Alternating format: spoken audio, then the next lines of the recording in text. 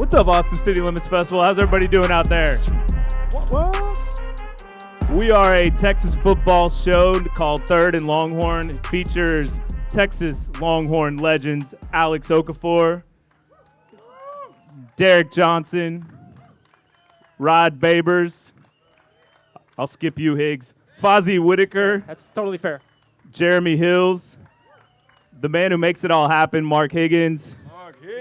And my name's Nick Shuley, and I host this thing, I guess. So we appreciate you guys coming out. We are going to talk a little Texas football, which may be a little depressing right now, but we're gonna do our best to shed some light on it. You guys ready to do this? Let's go. What's up, everybody? Welcome to another live edition of Third and Longhorn. We will be recapping Texas's 29-21 loss to the University of Florida. Like I said, we're going to try to keep it a little bit light, though. You guys, if you have not followed us, like, subscribe, whatever, please do that. You can find us at Third and Longhorn. And I'm going to start off with the tough question, and let's just go this way. What went wrong against Florida? Alex Okafor, talk to the people. What went off the line? Should be on. Can y'all hear me? Just hand Uh-oh. it to us.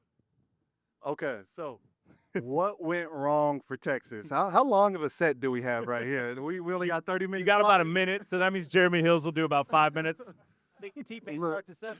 When you watch the game, if you take out Arch Manning's rushing yards, Texas rushed for 15 yards total. Who are we going to be rushing for 15 yards total? To me, that's the start and the end of the conversation right there. Now, we can get deeper and talk about how the defense gave up so many yards on the ground, how the offensive line couldn't protect Arch. But to me, if you can't run the ball for more than 15 yards, you don't stand a chance in the game. And when you look at the other side of the ball, or when you look at the other team, Florida, Lagway looked a lot better this week because they were able to establish the run early. So to me, the fact that Texas couldn't run the ball on the ground and the fact that Florida could, that was the biggest difference for me. What you got, DJ? Yeah, absolutely. I think we're going to say about the same thing. When you go on the road, you that's one thing you got to do. You got to run the ball. And you got to stop the run. And we were on the bad stick of that. Our defense is usually really good, and we're a defensive-led team, and we didn't have it. For some reason, we didn't have it, which is very disappointing for us. I think the defense will bounce back, of course, but Florida actually looked like the Florida that we thought who they were at the beginning of the year before the season started. We did not play up to our potential. We got a lot of things to fix, but that was just discouraging. Discouraging yesterday. Yep. Oh, get ready. Yeah. Get ready. I'm not gonna. Yeah, these guys obviously nailed it. I'm just gonna give some stats here, really quickly. Okay, so Arch was under pressure 59% of the time. He was under duress. That, by the way, ladies and gentlemen, that only one starting Power 4 quarterback has faced a higher pressure rate all season long in all of college football. That's how bad your O-line was. The 15 yards rushing, the worst in Sark's era, by the way. The 34 pressures allowed, more than in the Georgia games. Remember, Georgia whipped Texas up front, and we thought us the worst O-line has ever looked. Wrong. That performance versus Florida was the worst that the Sark O-line has ever looked. And then flip it on the other side, your defense, which has a lot of great players, a lot of great edge rushers we've been bragging about, you created 6 total pressures. 6. That's it. They had 6 sacks. You had 6 pressures. All right, so something has gone wrong, horribly wrong in the trenches for Texas. So the Arch Manning conversation, I feel better about Arch Manning's future now than I've felt all season long, strangely enough, after watching him in that game. Yeah. I think he got grit. He showed testicular fortitude. He knew he was going to get just manhandled and mangled and beat up, and he still showed up. So Arch ain't the problem. That's the good news. Bad news is your bigger issues are that your guys in the trenches, they got whipped. Yeah. They got whipped. Yeah. Higgs? Yeah, big time. I mean, 300 yards that Arch accounted for of the 341 offensive yards we had, and then having no sacks. For our team to have no sacks, and DJ Lagway, his uniform was as clean as it was when he started the game. So it was just disappointing that we weren't getting to him and putting some pressure on him. that will be addressed, obviously, for this upcoming week. But 3 of 11 and 7 of 14. Can anybody tell me what those numbers indicate? Third down. Third down conversions. Texas was 3 of 11. Florida was 7 of 14, 50%. Texas was a top 5, number 3 in the country on defense in third down conversions. And then they gave up 50% to a Florida team.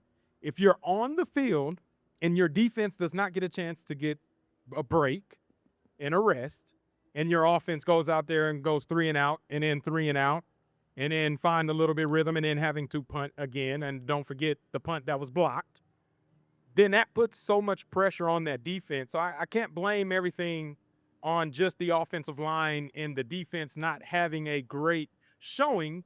They was out there for a majority of the game because they couldn't get off the field, and the offense kept putting them in those bad situations. So you got to be better with complementary football.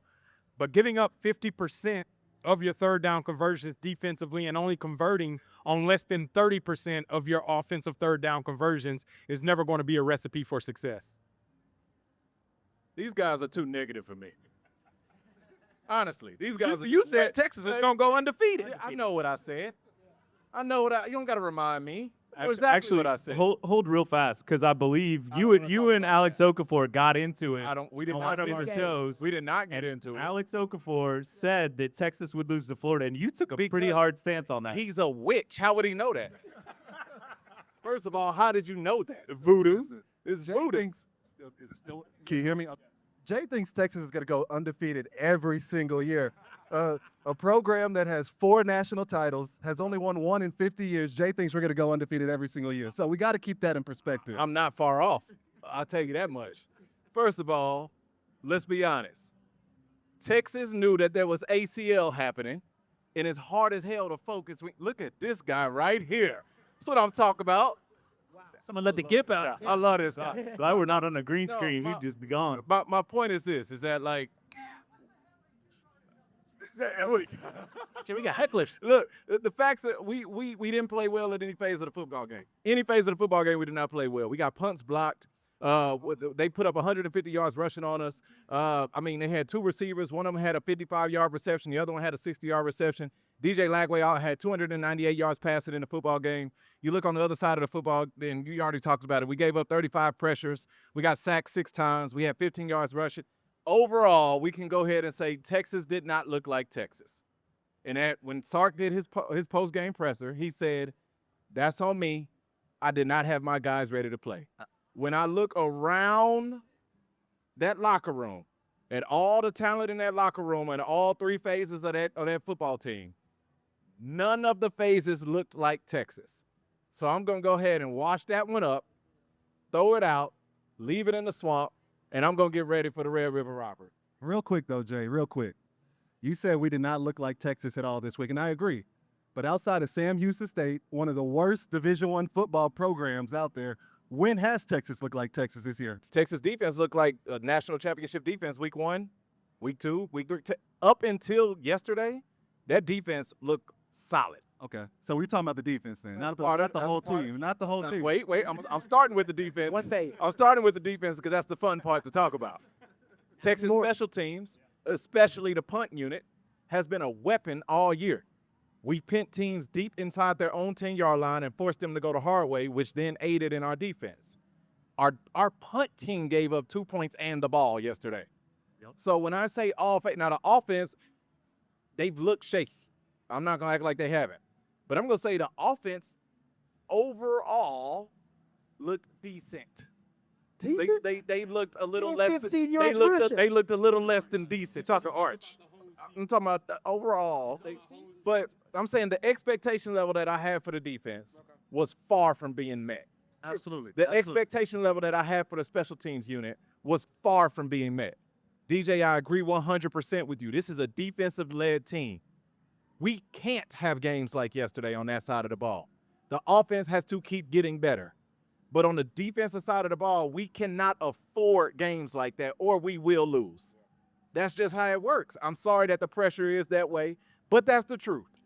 So when I look at all three phases of the game and then I look at the performance that was rolled out, I'm saying, yo, y'all wasn't ready to play football. Y'all were not ready for an SEC road game in the swamp as a group. That's a fact. Out of a bye week. Yeah. And that's the disappointing And part. Florida won that bye week. Yeah. And the number that hurts the most is 457 yards allowed by our defense. And I don't think anyone expected that. We sat down at the start of the year and said, we know the offense is going to be behind the defense at the start of the year. This offense has 7 of 11 starters are sophomores or younger. They're a young offense. Defense has 8 of 11 starters who are juniors and above. So we knew the offense was going to be a work in progress. So we said this defense was going to have to carry this team and the special teams. And that had been the case thus far, where we could make up for it minus Ohio State. But I do kind of want to shift the conversation because this doesn't have to be a funeral. We can just be funeral adjacent this time. But I think that we can talk about what we see and how we fix it. And I think that's kind of what I want to hear from you guys, because I do think, and this isn't sunshine pumping, I do think that we didn't look our best versus Ohio State, but our defense looked good, and we were in that game, had a chance to tie it towards the end. Yesterday, we did not look our best, had a chance to tie it at the end. And so I think that's what's the frustrating piece for the Texas fans is it feels like we're right there. You can take off, and not that we took off an entire game, but it feels like we can flip off and then flip back on. And so where is that? So how do we fix what we have seen? Let me start. I say offensively, as a running back, a former running back, and Jay Hills can attest to this. All these guys also know you got to start with running the rock. Offensively, your identity is hinged off of the success that you're able to have by controlling the line of scrimmage and getting positive plays on first and second down whenever you hand the ball off to your running back. And I think with Texas struggling in the manner that they did a week or yesterday, it creates opportunities for the opposing defense to pin their ears. And it was what Florida actually was going through whenever they experienced their 3 consecutive losses to South Florida and Miami LSU. Yep. It created a one-dimensional team, and other defenses were able to take advantage of that. You want to see the solution? It's exactly what Florida did, right? They ran Jaden Ball very well. Well, we got capable running backs. We know what Trey Weiser can do, the only returning 1,000-yard rusher in the conference. We know what C.J. Baxter can do. He has to get healthy. But whenever they're at their best and the offensive line gives them a chance to be able to go pick up yardage, it makes for 2nd and 6, 3rd and 2 a lot easier to pick up than it is 2nd and 9, 3rd and 12. And that's going to be the success that the offense has to have on first down, running the rock or using the RPO to your advantage to be able to get numbers in the positive category to be able to help offset some of the deficiencies at the offensive line. But it still starts there and what needs to be addressed whenever you start going into Dallas in 6 days and probably seeing the best defensive line in the country. And I'll piggyback on that because I think you're 100% right, but then take it a step further. How do you run the football? Yep. It ain't just by calling run plays. How do you run the football effectively? Great move. It starts with those big uglies up front. Yeah. Right now, our big uglies are too pretty. We are not ugly enough. We are not. I want us to recruit ugly. We need to go to ugly towns with ugly people. We need to recruit and bring more ugly to the big ugly. It ain't ugly enough. All right. We need them guys to be physical, to be nasty, I'm all of it. I'll take a unsportsmanlike conduct penalty. Give me one of those. All right, yeah, to set the tone. I need man, when I think of like, lines that we've had in the past, it like the ones where we could just turn around and hand the football off and run. You look at those offensive linemen and it's like, hey, bro, you don't want to sign up for 60 minutes of fighting with those guys. That's not what you want. Right? We need more of that. Casey Stutter. Like, Williams driving 20 yards. I get what y'all are saying, and I agree with you, but that's not a Sark O-line. We don't got time to discuss this, but Sark hasn't had an O-line like that since he's been here. Sark's O-line are finesse O-lines. Y'all paying attention? They've always been. When's the last time Sark's O-line had a physical O-line? Sark even said prior to this season, we want to be more physical. That was the whole purpose of changing our run game, to run more gap power schemes. Have they been more physical? Let me ask you a question. Let me ask So you a question. it's Sark's offense that lends itself let me ask to you a a more question. finesse offensive line. Think of 'Cause Kentucky you can't last run year. short yardage. You ain't good in the red zone running. Ever since Bijan and Rojo left, your run game ain't been physical. Rod, Your run game's finesse. Rod, think of Kentucky last year. No, I'm with you. no. I'm not gonna argue that. I'm saying with what's been given and what we've recruited and what's on the field. Think of Kentucky last year. Do you think? Think of Texas A&M last year. Do you think that the current group has displayed that they can possess the ability to put the game away the way we did against Kentucky? Not consistently. And the way that we. Not Oh, consistently. I'm not even saying consistent. I'm saying you gotta show it to me. Like even if it was a finesse offensive line, the 2 times that I needed it, Kentucky 14-play drive put the game away. No, you needed it versus Ohio State. You needed it versus Georgia. Now you needed it versus Florida. You needed it then too, and you didn't get it. So to say you needed it, you had it when you needed it, that would be that's untrue. Ohio State last year. You talking about wins on the 1-yard line? Yeah. Oh, yeah, I mean you ain't gonna win every I'm talking about when you was on the goal line versus Ohio State. You ain't gonna win in the situation. So you speak that side. Within Sark's system of how he plays, how do you find it on You his need different current back. team? It's the backs. With Bijan and Rojo, it didn't matter. You need Cedric for 1,000 yards. You need Cedric back. Yeah, but you was running outside zone 65% of the time, and guess what? The rest of college football knows what you run now. It's true. They know you run the You was outside gonna zone. run last You year. think he's capable of? I say you can't just have one bread and butter run concept. You had to be more. You had more I heard variety. gap scheme, And inside last zone. Of This course. year I'm you not started gonna that way, disagree and with then that. center backs that got hurt. And now, what did you run with Trey Wiseman? Like this past game, outside zone, and then they figured it out. You need more variety. That's why they run the quarterback more. That's why Arch is your best running threat. Because you need more variety in your run game, and nothing's better than a plus one in the running game. So Arch has actually saved Sark's run game. He saved it. You have to. We gotta. Sometimes you gotta calm Rod down. Man. He gets going. I will say this. I feel what Rod's saying. Like even when we was at our best, even when we were putting first-round offensive linemen into the NFL, this offensive line has never just gotten and moved bodies across the field. We haven't had a dynamic rushing attack since Jonathan Brooks. That's the last dynamic rushing attack I've seen in this Sark offense. And to me, the reason why we can't rush the ball effectively this year is because where is the RPO game at? To me, when you watch Sark's press conferences last year, he said every time, we watch a lot of Bill Walsh, that's what he does, and we throw to open up the run, them quick RPO games. Well, Arch, he's not getting the ball out fast enough. The RPO game is not there, and it's affecting the rushing They're attack. taking it away, though. Okay, that's fair. So as an offensive guy, what's the adjustment, Fozzy? So for me, if defense is taking away RPO and you cannot run the ball, you got to supplement it with screen game. So where's the screen game at? It hasn't been there. And the times they ran it against Florida, Florida actually snuffed it out. Every They time. ran man-to-man, Yeah, they ran. and they actually did a really good job. Yeah. It just was the timing on those plays. If you can get a man-to-man where you're getting maybe a jet sweep, it works to your advantage. But the times that Sark called it against Florida, it just was a cat and mouse, and the cat was always Florida's defensive coordinator, Ron Roberts, in yesterday's game. That's not always the case, but the screen game has always been integral to the success of what Sark has whenever his offense is rolling.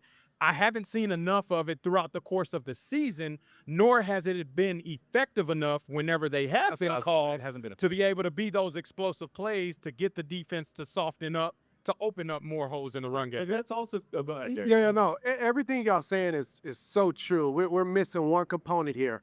We are kind of at a crossroads right now in a way of, hey, where are we going to go? We got a lot of SEC play about to happen, right? Yeah. Everybody's kind of licking their chops, ready for the Longhorns right now. Right now, there needs to be some kind of player-led meeting, coaches out, right? We've had this before. I've seen you run some of this when I was at Texas. A player-led meeting where the expectation is raised and the accountability on everybody in there. It may have some powwows in there, meaning some heated moments. Y'all know what I'm talking about. But it's like, in order to be really good as a team, don't get me wrong, you got to have scheme, you got to have good coaching. Man, it's the freaking players, man. The players gotta have a better expectation and accountability for the brother next to them. They have to do their job so well that I help you out. That's how they got to do. That's how you got to be all in. And having that player-led meeting, I mean, today, was it Sunday or Monday, having that meeting, everybody in there, and talk about the real. So Real quick, point out a DJ. couple people, hey, we need to see you do better. But you're around them a lot, more than probably all of us on the stage. Who do you think that person is or persons that leads that meeting? It's got to come from the defensive side of the ball. Got to be first. Taft, got to be in there. It got to be Taft, got to be Anthony Hill Jr., maybe Colin. But the fact that you didn't name Arch yet, that's where I'm concerned about a player-led meeting. Just because we're a defensive-led team. You're right, absolutely. I just know player-led meetings are like a coin It's flip. not time yet. He ain't there yet. Player-led meetings, you don't know what you're gonna get out of a player-led meeting. Trey can run that meeting. Trey Washington can run that meeting. The fact we just named 5 players and Arch is not a part of the people running the meeting, that tells me the meeting is not gonna go well. That tells me it's not gonna go well. Back to the youth. It's the youth. I know he's right. Do you expect Arch to handle that meeting? Well, in my experience at player-led meetings, that's where players vent. Yes. And for Arch, unbiased, he's played probably the worst, not the worst, but one of the worst offensively. Not this week, but over the totality of the season, he's been one of our worst players on offense. So it's hard for him if we to get get up. if It's we hard get for to him get up venting and do that. if we get to venting and keeping it real in the meetings, It's gonna be on him. it's gonna be on him. Okay. Where do you go from there? Where do you go from there? But and I think we talked a lot about scheme and coaching, and I do think, like you guys said, at some point the players have to make plays, and you can count like 2-3 plays yesterday where Sark drew up something really, really great. Yeah. And we just didn't execute. Yeah. Defensively too. We talked about that. We talked about the miss to Evan Mosley. We talked Evan Mosley, excuse me. We talked about the double pass, the Wingo miss. Right? You start looking at those small, and obviously we're not gonna sit here and pick apart every single small play in the game, right? But you talk about like these y'all know how it goes in a football game, man. Football game, most of the time when you got good teams playing each other or teams that are close in talent, close in coaching, close in culture, close in prestige, when they're playing each other, you normally, it's like a heavyweight fight. You normally just get these small moments where it's like, if you connect that one, that could be the one. Yeah. If you connect that one, that could be the one, right? And it just felt like every moment that we had to really put the pressure back on them. Yeah. We missed the mark. Agreed. We were chasing from the first drive of the game. We were chasing them, and never stopped chasing them. And every time that we got to that moment of like, okay, hey, we just scored, we get a stop here. This could be it. We couldn't get the stop, or we just scored. We get the stop. All right, guys, we go down and score here. It's on them. We can't go down and score. It's like, God, we can't. Gotta It's over. We can't answer. We can't get over that hump. Well, we did get approval to go a little over today, so we don't have to finish yet. For those of you that just joined us or joined us late, we're a show called Third and Longhorn. We obviously talk Texas football. We're unpacking the loss to Florida yesterday. We've got Lifetime Longhorns, Alex Okafor, Derrick Johnson, Rod Babers, Mark Higgins, Fozzy Whittaker, Jeremy Hills, and my name's Nick Shuley. And so this is the part that I think the people want to hear, and I think this is, I'm very interested to hear everyone's answers. Hills and I had to face the firing squad last night on the post-game show after the game and get everyone's feedback instantly. So I want to hear from the other guys, but what should we expect from this team for the rest of the year? The schedule doesn't get any easier. There's no freebies left on this schedule. We're probably playing the best defense we played next week, and it doesn't get prettier for us. So I want to hear, what are your expectations, or what do you expect to see? For me, I'm expecting to see a bounce back from this defense. I think the way we got embarrassed yesterday, I think they just woke up a sleeping giant. And I think we're about to take this defense to a level we haven't seen with Sark here, and that's saying a lot, because last year we had one of the best defenses we've ever rolled out there. So I think they're about to take it to another level this upcoming week, especially against Oklahoma. And I think once we put that performance on tape defensively, I'm talking about forcing fumbles, grabbing interceptions, being physical at the point of attack.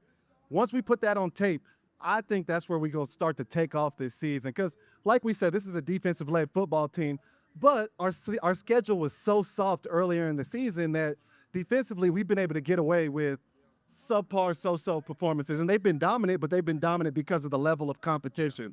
So now that we get to play Oklahoma next week, I think they're about to wake up a sleeping giant, and this is really when we take off.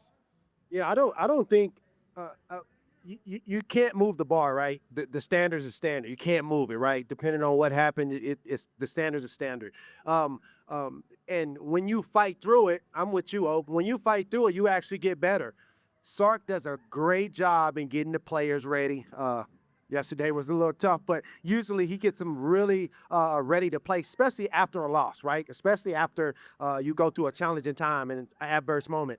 I really believe that we will start to see more consistent play because yesterday that wasn't us, man. That's just that. The good thing that only counts for one game, right? It sounds like it counts for 3 games because we played so bad, but it counts for 1 game. We got to get rid of that. Have a short-term memory really quick. We got Red River Shootout, and this show goes on, and we got a chance to get back in the SEC play, I guess, in the runnings at some point. Here's the one I'm excited about. Let's hear it, Rod. What do you got? What are your expectations? We're thinking about starting a segment called Rod's Rants. What he just I'm doing this. He did his own segment. Now, I'm not gonna go on. I'll say this: when I was struggling, because I have struggled too. I don't want anybody to think Rod Villa, he didn't have a bad game. I had some bad games, but I always found that getting back to the basics helped me. This team, they were, in my opinion, it was a disastrous performance in terms of just the basic fundamentals for them. Like, think about tackling. Like, Texas allowed 160 yards after the catch. Did I realize that? 160. Yeah, it was crazy. That's crazy. 90, I think 94 yards after contact. That's just tackling. Yeah. That's just tackling. I didn't ask you to do nothing special. I asked you to just make the play when the opportunity is presented, right? The Dallas Wilson catch where Jelani missed that tackle. That's our defense in a nutshell yesterday. Jerome McDonald's an NFL player. Yeah. There's no reason if he fits that tackle on the 15 and give your team another chance. Yes. Simple things like that. Penalties. Oh, we've been talking about that on. I mean, can we just? How about this? That needs a segment of its own. This is one of the most undisciplined teams in the country right now, right? And it's not just this year. This has been a staple of Sark. Penalties has. It's a systemic issue. Yeah. If they're undisciplined when they're, obviously in regards to rules, when they're supposed to be obviously, considering the rules, how undisciplined are they with their technique and fundamentals? So I just think that's just a symptomatic. It's like, it's just symptomatic of other larger issues with them. So those are 2 things. I'm not going to ask a lot from this team because honestly, my expectations, I've lowered my expectations. Sorry. From what I've seen, I can't have high expectations. Are they ranked? They shouldn't be ranked. No, we're now officially unranked. I've lowered my expectations. We're still number 19 in the coaches poll. Okay, my expectations are. And that want you matters more than the AP. I want you to block and tackle. You didn't block or tackle very well versus Florida. Let's block and tackle, and let's not be our own worst enemy. And maybe you'll win a game. That's where I am. Yeah, I think it's gonna be Rod's Jim Morris segment. It's tackler. It is. My expectations obviously have lowered too. Covering this conference, I've already called multiple games of some of the teams that Texas will see later. I look at the only team left on the schedule that's maybe a rollout game where if Texas doesn't play their best, they win, and that's Kentucky. Kentucky is terrible this year. I don't know what they're going to do. They need to figure it out. But you go to Oklahoma with the best defense right now in the country. We got to travel to Athens, which is going to be a dogfight in and of itself. A&M comes to us, but A&M's defensive line is probably similarly on par with what Oklahoma does. Vanderbilt, the Fighting Pavias, look like a completely way more than that different this year. team right now. Coached by Johnny Manziel. They fought to the end yesterday. And then you can't put nothing past Mississippi State. Now they got embarrassed last night against Texas A&M, but that game was closer throughout 3 quarters. It was 3-0 with 4 minutes left in the first half. Absolutely. So Mississippi State's a much improved team. They also lead the conference in takeaways. And I called their game last week, and they just went in overtime with Tennessee, which was ranked as one of the best one-loss teams in the country. So there's no more gimmies. There's no more, hey, you just show up, you can win it. That's where I want to see where this Texas team really is. Who are they truly in the core of their nature and their soul, the makeup of who they are, whether it's a player-led meeting, whether it's a coach meeting, whether it's a team meeting. I don't care who lead it. Somebody got to figure out how to be competitive, how to compete at an elite level. And it don't matter if you're playing on the parking lot, they got to want it.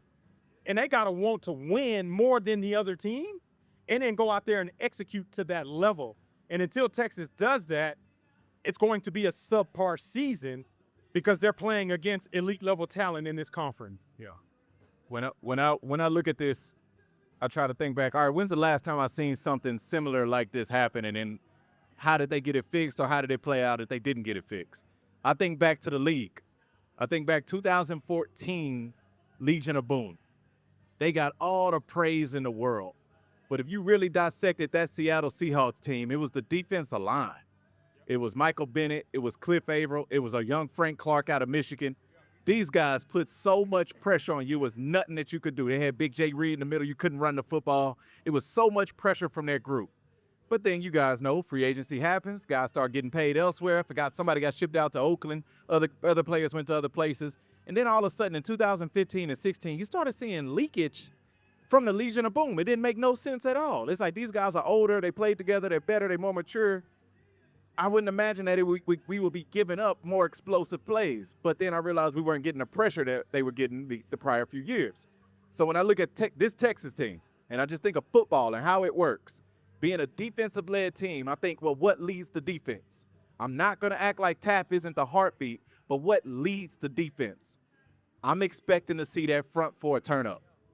I'm expecting to start seeing more pressure on quarterbacks. No longer 6 pressures, but 6 sacks from Texas. And I think that when that group gets where they need to be, when Oak goes and sacks the quarterback, it don't matter what happened on the back end no more, right? When that group gets where they need to be, which I can see it happening this week, you start talking about a bounce-back game for a specific position group, I think that's going to tie into the back end. That's going to tie into the whole defense. And then it's going to give the offense the room for error that is proven that is needed. You get the run game going, you start having some games flip in your favor, right? But I think it all starts with the defensive line room. So as I'm looking at Oklahoma, as I'm looking at Vandy, as I'm looking at Mississippi State and everybody else, I'm just going to start watching those guys up front. Are they stopping the run and getting after the passer? If I can answer that as yes and yes, I'm going to say Texas got a chance and probably won. If I answer it as no and no, I'm going to say we probably lost. I think it's that simple.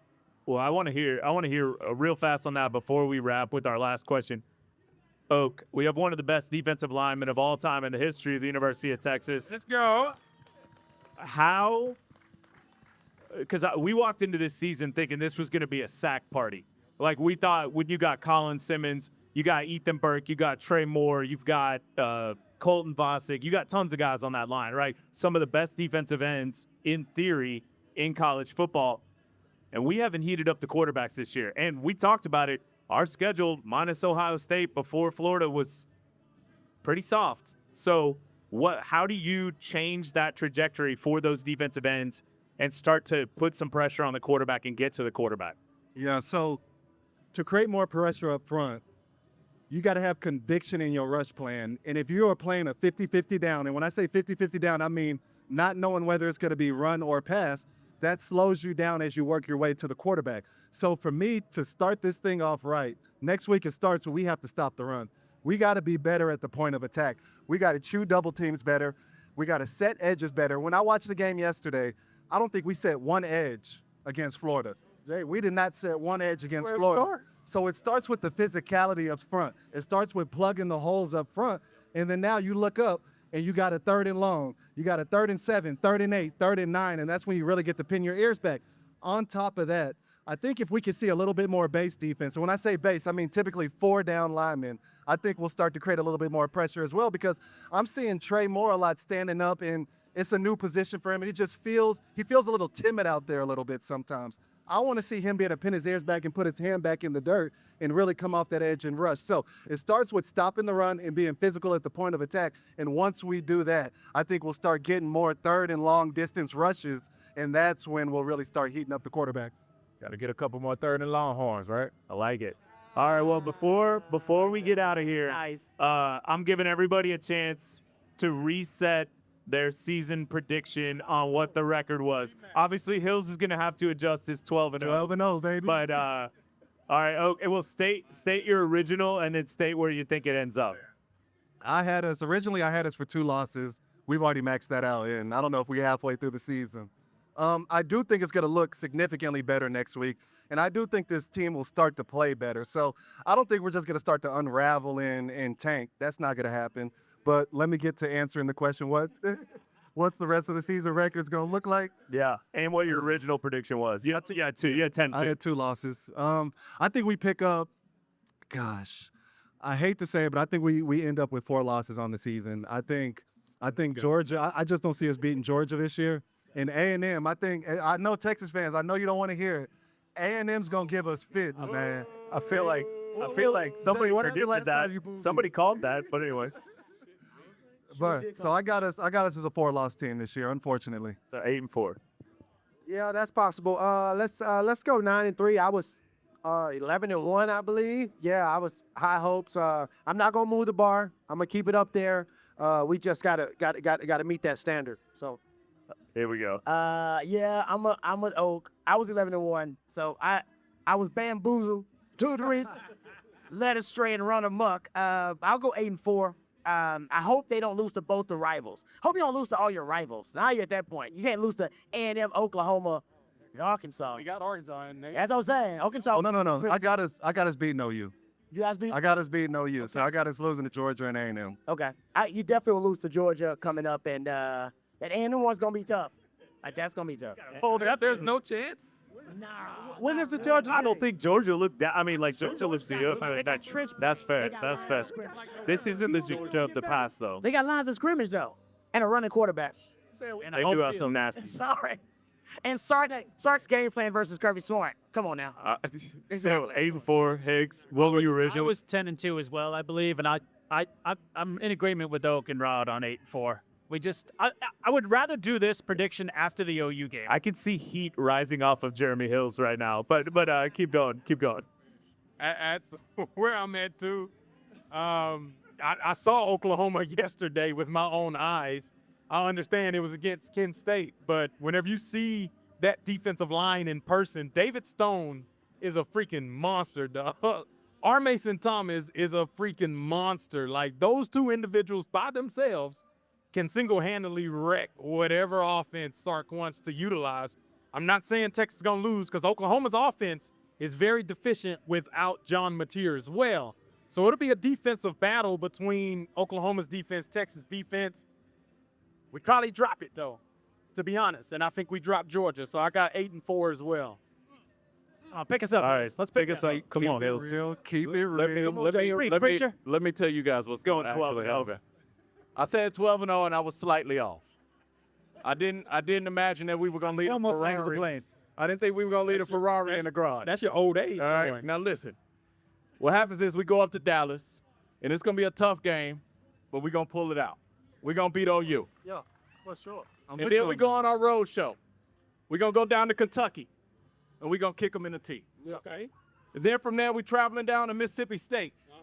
And they're going to have that, what's the thing they do? Cowbell. They're going to have cowbells going, but it ain't going to be enough. Okay. Okay, then from there, we're going to come back home, and the fighting Pavias is not going it ain't working. Yeah. It didn't work last year. It won't work this year. Then this is where we surprise the world.